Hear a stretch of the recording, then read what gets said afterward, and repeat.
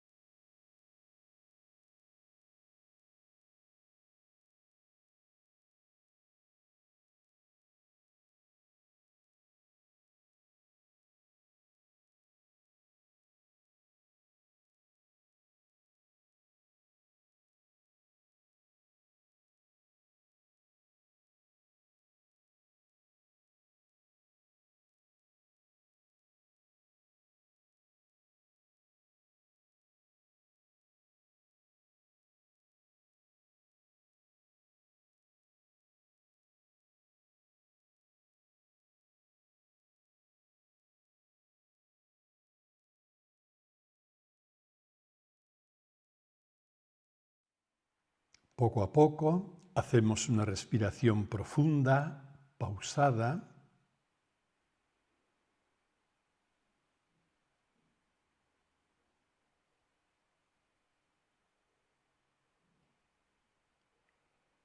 Para ir abriendo los ojos.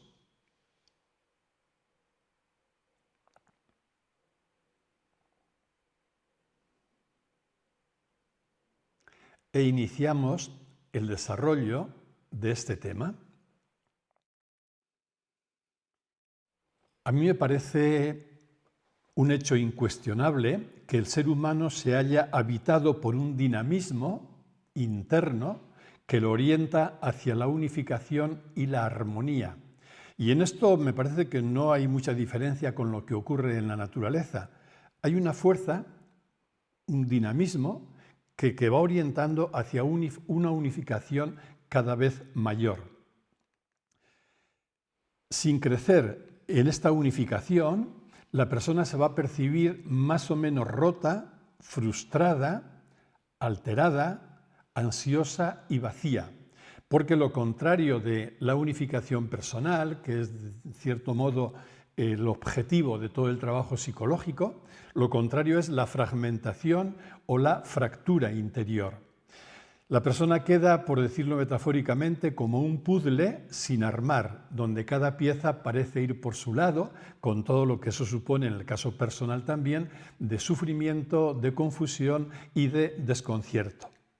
Cuando nos hallamos así divididos y de una forma más o menos continua o persistente incluso, es muy probable que el origen de tal fractura interna haya que buscarlo en nuestros primeros años de existencia, es decir, en aquel sufrimiento primero no resuelto, no elaborado.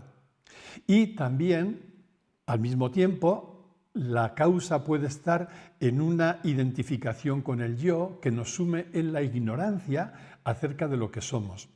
Cuando se unen estos dos factores, un sufrimiento pendiente, temprano, no resuelto, y una ignorancia acerca de lo que somos, es inevitable que nos encontremos sumidos en una confusión y que nos sintamos también, como decía, interiormente fracturados.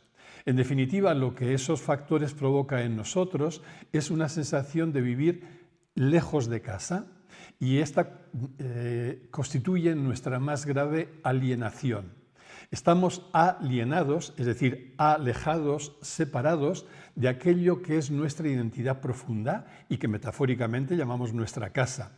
No es raro que al estar alienados nos vivamos también con un malestar más o menos continuo o persistente.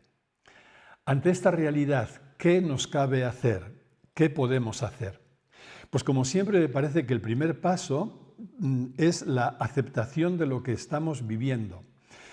Hemos venido repitiendo, sobre todo en el camino anterior, cuando hablábamos de la aceptación justamente, que en todos los órdenes, el psicológico, pero también el colectivo, todo pasa por empezar aceptando la realidad tal cual es, porque solo esa aceptación nos alinea con esa misma realidad y por tanto nos coloca en la verdad de lo que es.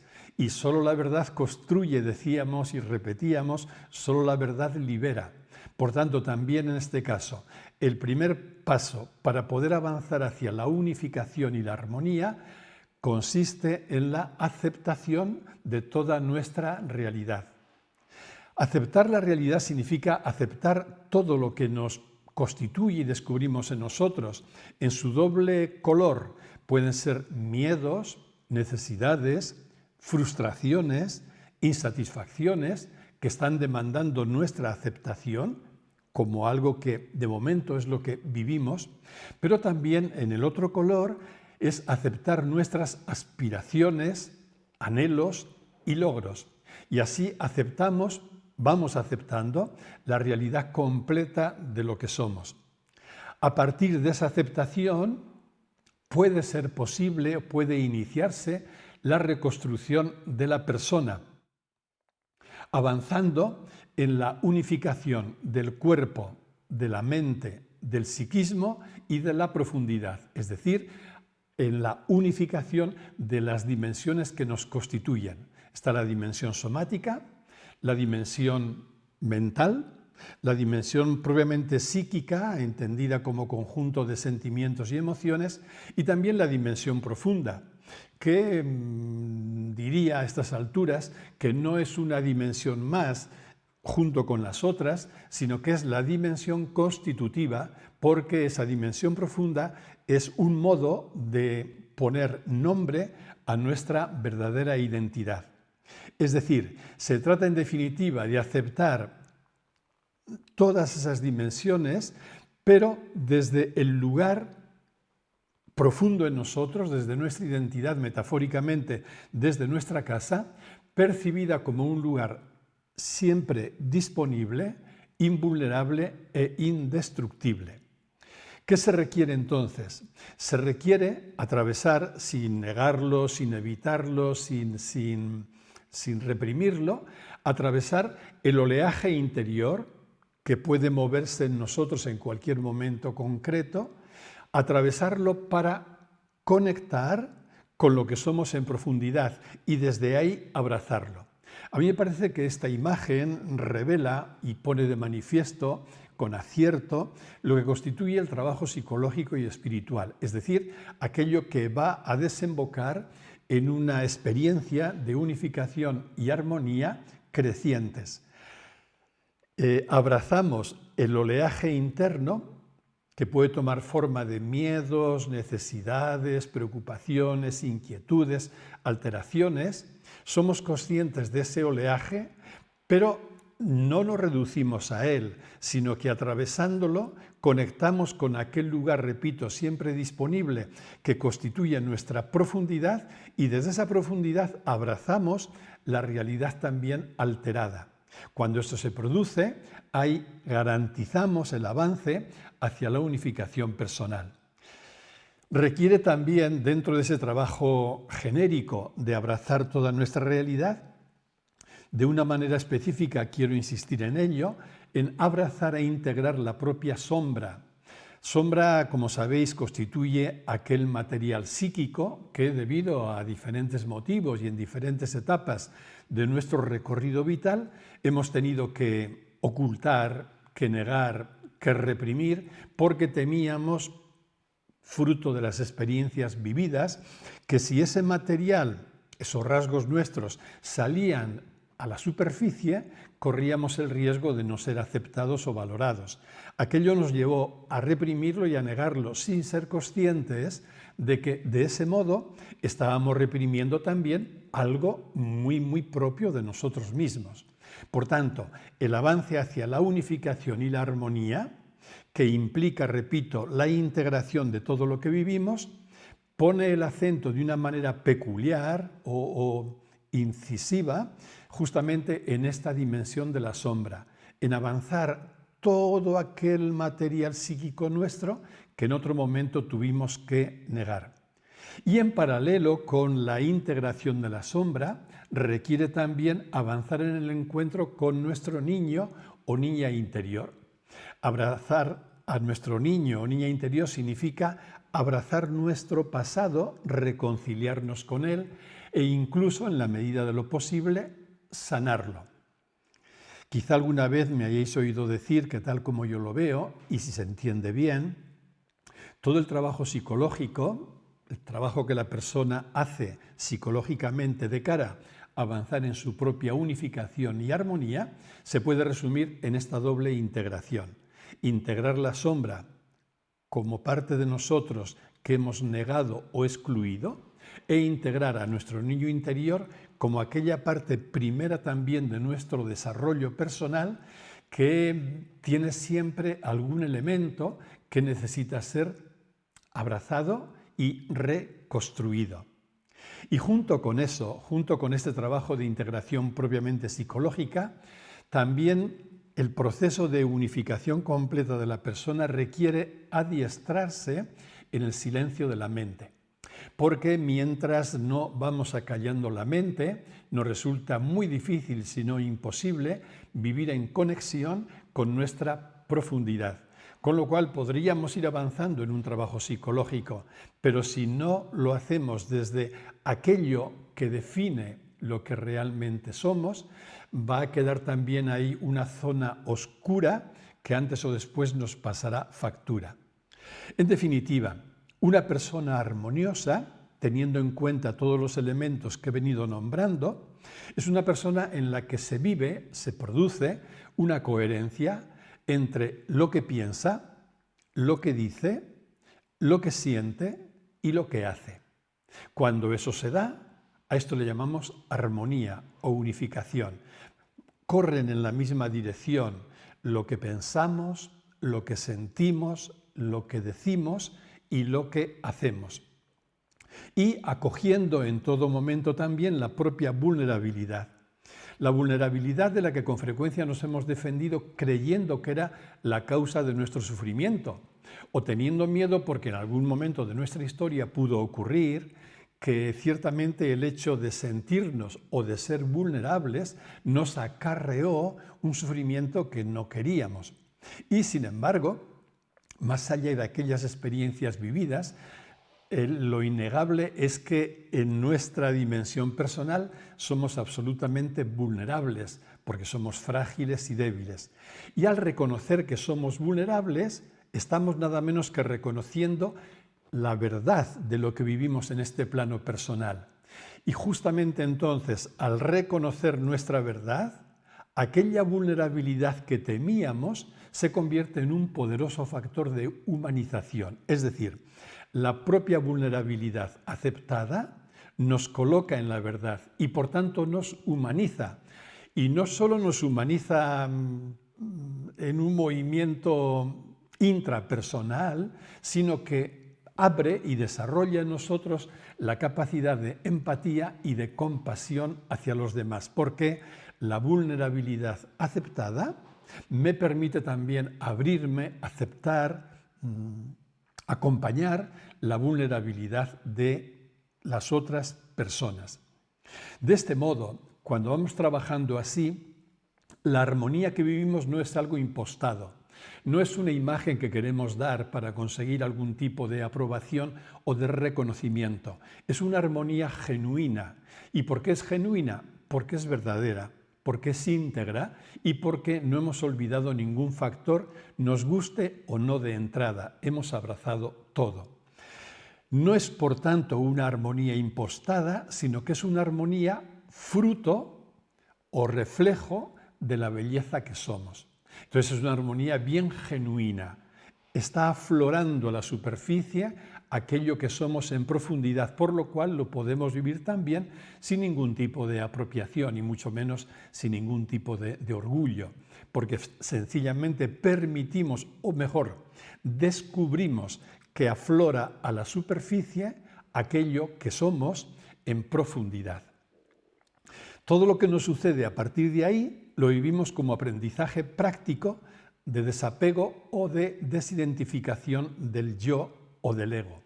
¿Por qué? Porque si realmente lo que nos motiva es hacer posible la realización en el sentido más completo de la palabra, que es la integración psicológica, la armonía psicológica, pero también la unificación de nuestra paradoja, de nuestras dos dimensiones, si esta motivación, repito, la tenemos clara, a partir de ahí es mucho más sencillo, nos resulta más accesible acoger cualquier cosa que nos ocurra, aunque de entrada la percibamos dolorosa o incluso amenazadora, pero la podamos acoger como una oportunidad. ¿Oportunidad para crecer en qué? En desidentificación del yo, porque lo opuesto a todo ese proceso y proyecto de unificación íntegra de la persona, lo contrario es permanecer todavía aferrado al yo o al ego, identificado con él. Y dentro de este camino me parece que hay una cuestión que quiero plantear por los ribetes que conlleva y las consecuencias también decisivas. Esta cuestión es cómo vivo la frustración. Sabemos bien que la frustración es una realidad inevitable en nuestra condición humana y sabemos bien también que todos estamos acechados el peligro de no tolerar y de no convivir bien con las frustraciones, peligro que se acentúa cuando hemos vivido una educación permisiva o en el otro extremo cuando hemos vivido unas frustraciones excesivas en nuestra infancia que también, tanto en un caso como en otro, nos han incapacitado para convivir de una manera sana con este fenómeno de la frustración. Pues bien, me parece que es una cuestión decisiva justo en este punto, porque según cómo yo viva la frustración me está diciendo dónde estoy en identificación con el ego o dónde estoy en desidentificación del ego y por tanto en comprensión profunda, vivencial de lo que realmente soy. Es decir, planteándolo de otro modo, ¿cómo pasar del enfado o la decepción que pueden provocarme aquellas circunstancias que me resultan adversas? ¿Cómo pasar de ahí, del enfado y la decepción, a ver la frustración como una oportunidad? A ver algo que me duele, algo que me desconcierta o me descoloca, ¿cómo puedo verlo como una oportunidad? A mí me parece que un paso fundamental, además de aceptar la frustración como un hecho que se hace presente, es comprender que en todo momento somos siempre más que un yo frustrado. Podemos tener todos, yo el primero, momentos en los que parece que la frustración nos aplasta. Esto es humano. Pero de lo antes posible comprender que por fuerte que sea esa frustración, siempre soy más que ese yo que ahora la padece, más que un yo. Esto también nos ayuda a reeducar nuestra tendencia a la reactividad. Es probable cuando recibimos una frustración que se movilice en nosotros un impulso instantáneo y casi automático para reaccionar desde ella. Una reacción que no tiene ninguna garantía de ser adecuada, porque evidentemente no brota de lo mejor de nosotros, brota de un yo herido, en definitiva de un yo frustrado. A partir de esta comprensión, de otro modo de vivirla, podremos también reeducar esa tendencia a veces tan insistente, tan grabada, a reaccionar. Y al mismo tiempo podremos ir trabajando con esta práctica en algo que me parece igualmente decisivo, que es elevar el nivel de nuestra tolerancia ante la frustración. Decía antes que la frustración va a ser siempre inevitable en nuestra condición humana.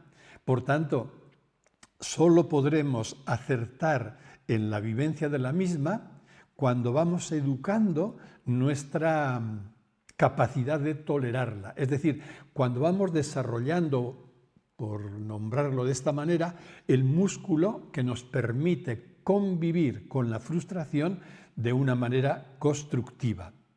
Y en definitiva, cuando se da todo esto, podemos vivir la frustración como un aprendizaje para entrenarnos en otra actitud absolutamente básica, la actitud de vivir diciendo sí a lo que la vida nos trae. Claro, el ego no puede decir sí ante aquello que lo frustra, recordábamos en sesiones anteriores, entonces siempre se posiciona en el no, esto no debería ser así. Y es fácil que siempre aparezca la mente que dice no, con toda la confusión y el sufrimiento que esa actitud genera. Pues bien, frente a eso, una vez que hemos descubierto que la actitud adecuada, la actitud sabia, como veíamos al hablar de la aceptación, es la actitud de rendición ante la vida, de decir sí a la vida y a lo que la vida nos trae, es la única actitud, por otro lado, liberadora, empezamos a descubrir que las frustraciones que se presentan en nuestra existencia constituyen una oportunidad de oro para adiestrarnos en esta capacidad de aprender a decir sí a lo que la vida nos trae, aunque nos frustre. Así, abandonada la reactividad, ese movimiento que nace del ego frustrado, viviendo el desapego, o lo que es lo mismo, la desidentificación del ego, todo el espacio interior de la persona empieza a estar ocupado por la paz, el camino de la paz del que estamos hablando, y la ecuanimidad. que es la capacidad de permanecer en la quietud de fondo, abrazando el oleaje inevitable que se puede presentar en cualquier momento. Ahora bien, visto desde el otro ángulo, es evidente que la paz se aleja de manera inexorable de quien gira en torno a sí mismo o de quien está excesivamente preocupado por sí. Esto es evidente. Si la paz nace de una aceptación de la realidad y de un alinearme con la realidad, cuando en lugar de estar alineado con la realidad estoy girando de manera egocéntrica, incluso a veces narcisista, en torno a mi propio yo, estoy preocupado por mi yo y sus intereses, estoy haciendo imposible la paz. La paz se aleja inmediatamente. Por tanto, esto significa que detrás de la falta de paz siempre hay un conflicto con la realidad. Si yo no tengo paz en algún momento de mi vida, aunque sea humanamente muy comprensible, lo que esa falta de paz me está diciendo es que estoy en guerra con la realidad. Entonces haré bien en preguntarme, ¿con qué hecho de mi experiencia presente estoy ahora en conflicto, estoy en guerra? ¿Qué hay de mi experiencia presente que no termino de aceptar? Y esto me va a poner ya en el camino adecuado. O dicho de otra manera, detrás de la falta de paz siempre hay un debería o un no debería. Debería ocurrirme tal cosa o no debería pasar lo que está pasando. Más en concreto, cuando experimentamos la falta de paz. La falta de paz la experimentamos, por un lado, cuando nos aferramos a algo obstinadamente. La obstinación siempre es también un síntoma de sombra, de algo que rechazamos de entrada, ¿no? O a lo que buscamos aferrarnos también de entrada. Siempre que yo busco aferrarme a algo obstinadamente, estoy haciendo imposible la paz, porque sabemos que todo aquello del mundo de las formas a lo que yo quiero aferrarme es impermanente y antes o después va a desaparecer. Si yo me empeño en seguir aferrado, voy a perder la paz porque la pérdida será también inexorable en un momento. O, al mismo tiempo, voy a experimentar falta de paz cuando rechazo algo de la misma manera obstinada. Si viene algo a mí y en lugar de vivir la aceptación, que es la que me alinea con la realidad y por tanto la que me regala paz, lo rechazo obstinadamente con todas mis fuerzas, me estoy poniendo en guerra con la realidad. Por tanto, también estoy perdiendo la paz. Es decir, la paz solo fluye y se manifiesta en el olvido del yo. Olvido del yo no significa negarlo, no significa dejar de ver su lugar. Olvido del yo significa crecer o vivir la desidentificación de él, es decir, comprender que somos infinitamente más que el yo es una realidad que tenemos que gestionar en nosotros, pero que no es lo que nos constituye ni lo que nos identifica. Ahondando todavía más en esta afirmación, se podría decir que la paz y el yo así absolutizado, se entiende, la paz y el yo no caben juntos. Y no caben juntos porque el yo vive en una consciencia de separatividad. El yo se percibe a sí mismo como una entidad separada de los demás, lógicamente, pero también separada de la vida. Y en cuanto nos instalamos en una consciencia de separatividad, la paz la hacemos imposible. Podremos vivir una cierta paz cuando las cosas nos van bien, una sensación de paz, pero la paz como tal es imposible porque estamos situados en la mentira acerca de la realidad. Estamos situados en la creencia de que la realidad es un conjunto, una suma de objetos separados. Entonces, ¿cómo trabajar por la paz? ¿Cómo se hace posible la paz? Pues trascendiendo la consciencia de separatividad, es decir, pasando de aquella consciencia de separatividad a una consciencia de unidad, a la verdadera consciencia de lo real, que es una consciencia caracterizada por la vivencia profunda de la no separación o, si preferís, de la no dualidad. Significa comprender que no hay nada separado de nada. Por tanto, que todo lo que ocurre tiene un porqué y un para qué, y que todo lo que ocurre forma parte también de ese conjunto único que constituye toda la realidad. Sabemos bien que la consciencia de separatividad, que es aquella consciencia en la que rige el protagonismo del yo, está caracterizada justamente por las características que definen a este mismo yo, que son la apropiación y el afán de control. La apropiación lleva al yo a querer adueñarse de todo aquello que se coloca delante de él, porque ve cualquier objeto en el sentido amplio de esta palabra, lo ve como un elemento que le va a otorgar una sensación de vida, una sensación de existir. De hecho, el yo solo vive porque se apropia. Si quitáramos al yo toda su apropiación, automáticamente se disolvería. Y en segundo lugar se caracteriza por el afán de control, también porque el yo, en su pretensión de querer llevar las riendas de todo lo que ocurre, ha asociado el controlar con su propia seguridad. Y entonces, mientras él crea que puede controlar algo, nunca entrará por el camino de la aceptación.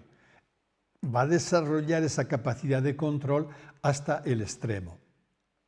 Frente a estas características del yo, la apropiación y el afán de control, la sabiduría o la comprensión, que son la fuente de la paz, se caracterizan justo por los rasgos opuestos, por el desapego, desidentificación del yo, de sus intereses, desidentificación de los objetos y una actitud de fluir con la realidad, que es lo mismo que decir que fluir con la vida.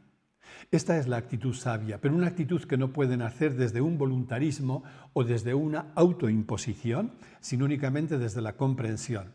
Solo cuando yo comprendo que soy uno con la vida, solo cuando comprendo que soy uno con la consciencia y me percibo a mí de entrada no como un yo particular, un yo que además querría incluso vivir unido a la vida, a la consciencia, etc., sino que la percepción que tengo de mí es de una consciencia ilimitada, consciencia dentro de la cual están todos los objetos, hasta el punto de poder decir el universo entero está dentro de mí, pero ese mí evidentemente no apunta a mi yo particular pequeño, sino a ese yo universal que constituye nuestra identidad. Solo cuando me percibo, repito, de ese modo, identificado con la consciencia o con la vida, solo esa identificación, que es comprensión y sabiduría, me permite vivir el desapego, no estar aferrado al yo, a objetos, a cosas, y me permite también igualmente fluir con el conjunto de lo real.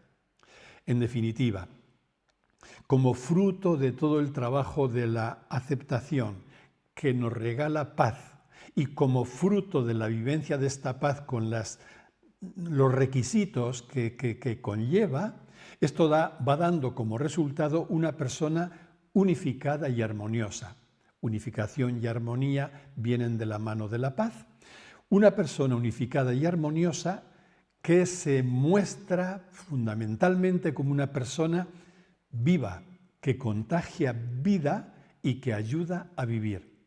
Y esto también sin ningún sobreesfuerzo y mucho menos sin ninguna apropiación.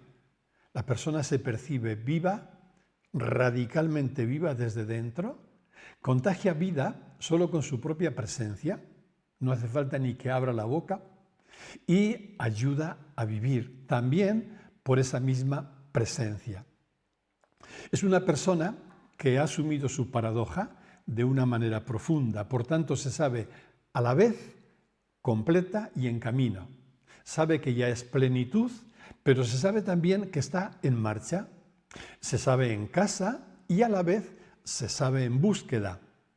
Vive todo a la vez, como regalo y como tarea. Todo es plenitud y todo me ha sido dado, todo es un regalo, pero al mismo tiempo yo me percibo en el otro plano, el plano de las formas o de la personalidad, como un yo que va construyéndose y por tanto está embarcado en esa misma tarea de construcción. Pero no vive esto como una contradicción, tampoco como dos dimensiones que se solaparan o que difícilmente se armonizan. No, lo vive como lo que es, como una paradoja, es decir, como nuestra propia naturaleza que se expresa en estos dos niveles o planos armoniosamente abrazados de una manera no dual. En definitiva, la armonía es hija del silencio de la mente, que es lo mismo que decir del silencio del yo, porque se requiere ir acallando la mente, adiestrándonos, decía antes, en el silencio de la mente, en el silencio del yo, como condición para que podamos abrirnos y vivir de una manera lo más continuada posible en conexión con nuestra verdad profunda. Y ahí vamos descubriendo, verificando o ratificando una vez más que el silencio, que evidentemente no es mutismo, es silencio de la mente, del yo. El silencio, por un lado, nos trae a casa, es decir, conduce a nuestra identidad, trascendiendo el yo o el ego. Por otro lado, nos alinea con la realidad, porque en nuestra casa somos absolutamente, radicalmente uno con la realidad, y hace brotar en nosotros la acción adecuada, la acción que fluye de la vida misma y pasa a través de nuestra persona. Una acción adecuada que se caracteriza por la gratuidad, la desapropiación y la confianza.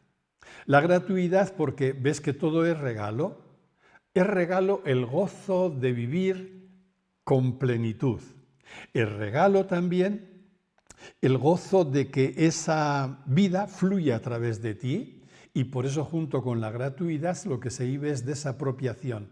No buscas obtener un rédito, un beneficio egoico de lo que ocurre, no. Y finalmente desde la confianza. De la confianza porque has experimentado que ese lugar profundo, que metafóricamente llamamos nuestra casa, es un lugar siempre fiable, es un lugar que se halla siempre a salvo. Para terminar, la aceptación nos regala paz, siempre. De hecho, no hay otra puerta para llegar a la paz que no sea la aceptación radical de todo lo que nos pasa y de todo lo que somos. Recordad de ese doble plano, el plano de las formas, de lo que nos sucede, de lo que nos acontece, de lo que sentimos, de nuestra personita, de nuestro yo.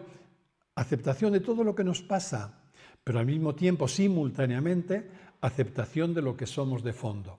Lo que nos pasa es impermanente y se mueve en modo de altibajo, no hay otra manera, y lo que somos es plenitud, estable y quieta en todo momento.